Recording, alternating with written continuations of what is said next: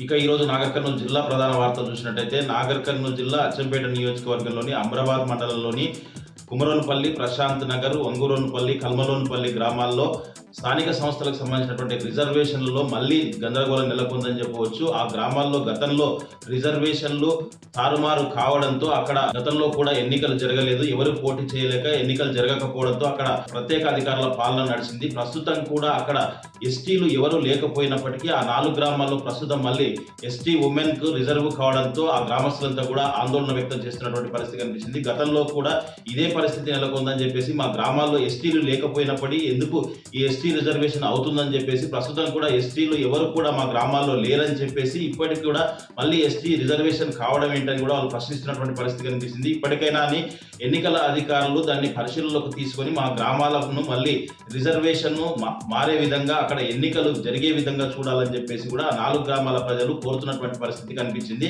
లేని పక్షం పెద్ద ఎత్తున ఆందోళన చేస్తామని చెప్పేసి కూడా వాళ్ళు తేల్చి చెప్తున్నటువంటి పరిస్థితి కనిపిస్తుంది.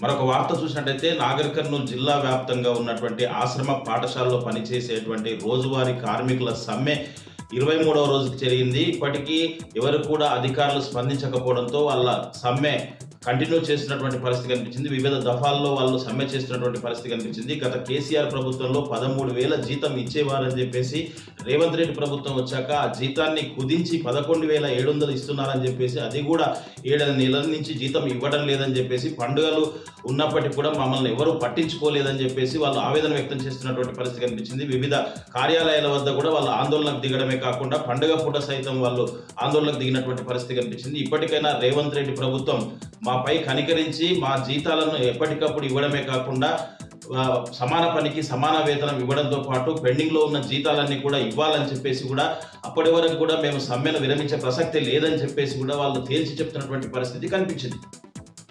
మరొక వార్త చూసినట్టయితే కేంద్ర రాష్ట్ర ప్రభుత్వాల ప్రజా వ్యతిరేక విధానాలు నచ్చక బీజేపీ కాంగ్రెస్ లో ఉన్నటువంటి నేతలంతా కూడా బీఆర్ఎస్ పార్టీలో చేరుతున్నారని చెప్పేసి మాజీ ఎమ్మెల్యే మర్రి జనార్దన్ రెడ్డి చెప్పినటువంటి పరిస్థితి కనిపించింది. నాగర్ కర్నూలు జిల్లా తిమ్మాజిపేట మండలం పోతిరెడ్డిపల్లి గ్రామానికి చెందిన పలువురు బీజేపీ నేతలు మాజీ ఎమ్మెల్యే మర్రి జనార్దన్ రెడ్డి సమక్షంలో బీఆర్ఎస్ పార్టీలో చేరారు. వారందరికీ కూడా గులాబీ కండువాలు కప్పి పార్టీలోకి సాధారణంగా మాజీ ఎమ్మెల్యే మర్రి జనార్దన్ రెడ్డి ఆహ్వానించినటువంటి పరిస్థితి కనిపించింది. ఈ చేరికలతో పాటు పలువురు నాయకులు కూడా మర్రి జనార్దన్ రెడ్డికి దసరా శుభాకాంక్షలు తెలిపినటువంటి పరిస్థితి కనిపించింది.